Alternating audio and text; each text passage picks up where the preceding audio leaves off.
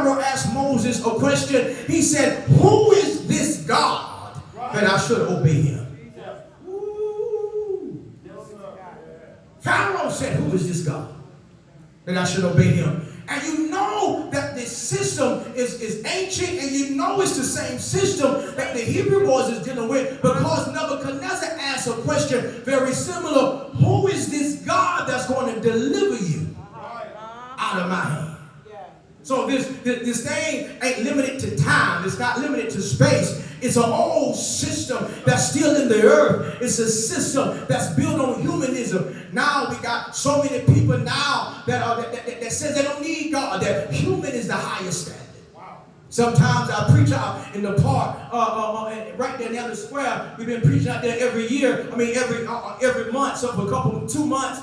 And I was out there and I was preaching, and I was saying, some people say things are relative. Some people say, I'm going somewhere, things are humanism. Humanism is to say that they say that human don't need God, that we are our own standard.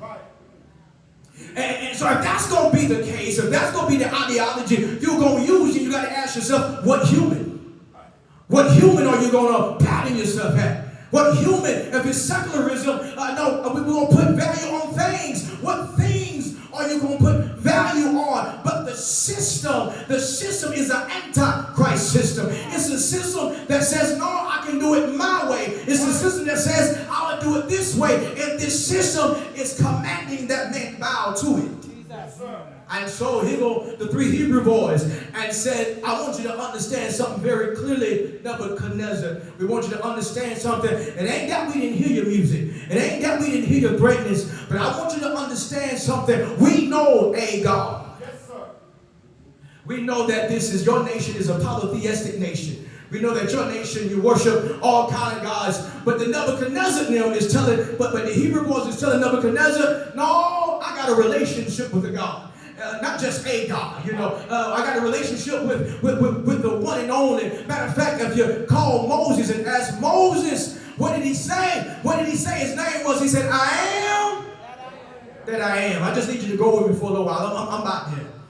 He said, I am that I am. Pharaoh asked that question. Nebuchadnezzar asked that question. And you know what I'm finding out? The world right now is asking that same question. Who is this God that I should put down my sins? Who is this God that I should obey? Who is this God that I should stop fornicating? Who is this God that I should stop doing these things? Who is this God? And just like Nebuchadnezzar asked the question, just like Pharaoh asked the question, let me help you understand something. God always judges man's systems.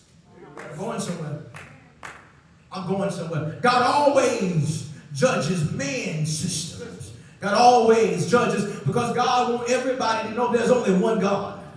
There's only one true and living God. There's only one God. And the Hebrew boys were saying, I see what you want to do. I see what you're trying to do. I see what you're trying to do. You're trying to get us to break under the pressure.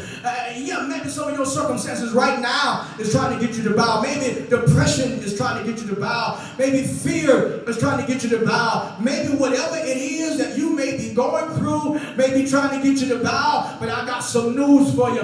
We got a witness right here in the Bible. We got 3 boys that shows us when we don't bow.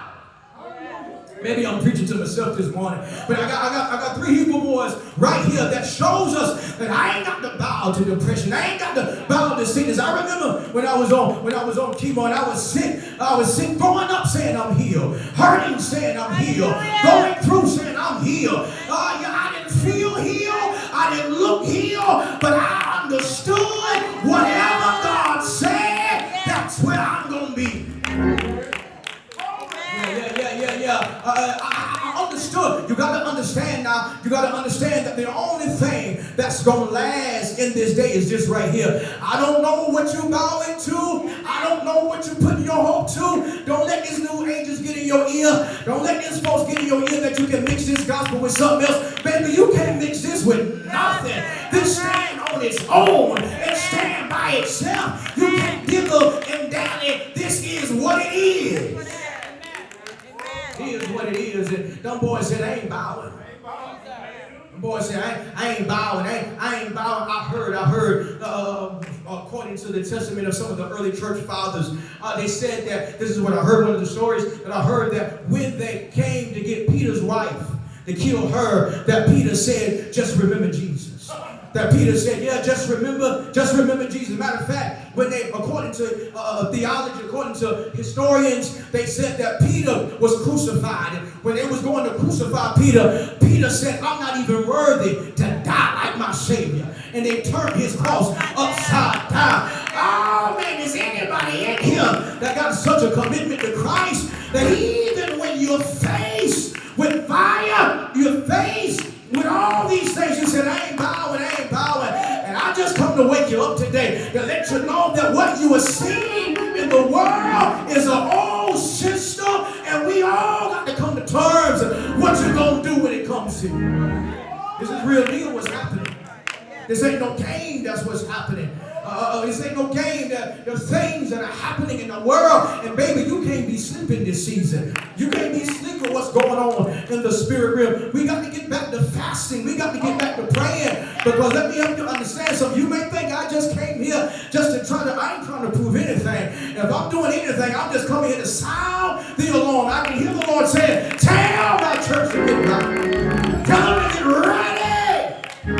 Because that system, there's a system, an old system that want man to bow to it. There's an old ancient system that want man to come under it. But I believe that there are going to be some people of God in this day that said, how the mothers would say, come hell to high water. No, he said, for Christ I live.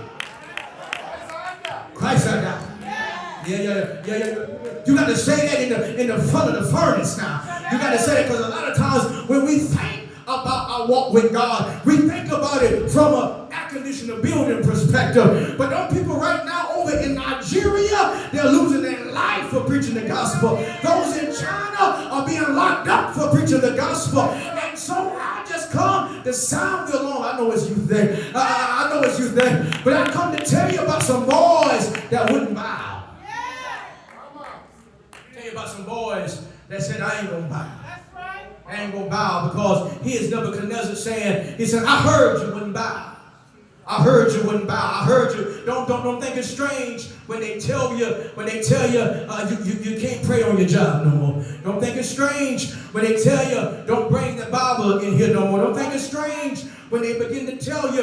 Matter of fact, I had to go to my doctor's appointment the other day, and I walked in. They had a Christmas tree up with Halloween decoration on it. The Lord began to tell me, he said, that's the kind of atmosphere that we're in. We're in a mixed atmosphere. When it seems like there's no separation of anything. When it seems like everybody is just trying to mingle everything together. But the Bible lets us know that there ought to be a difference in your life. You ought to be there ought to be a difference between, I think it's in Leviticus that say, between holy and unholy. There ought to be a difference.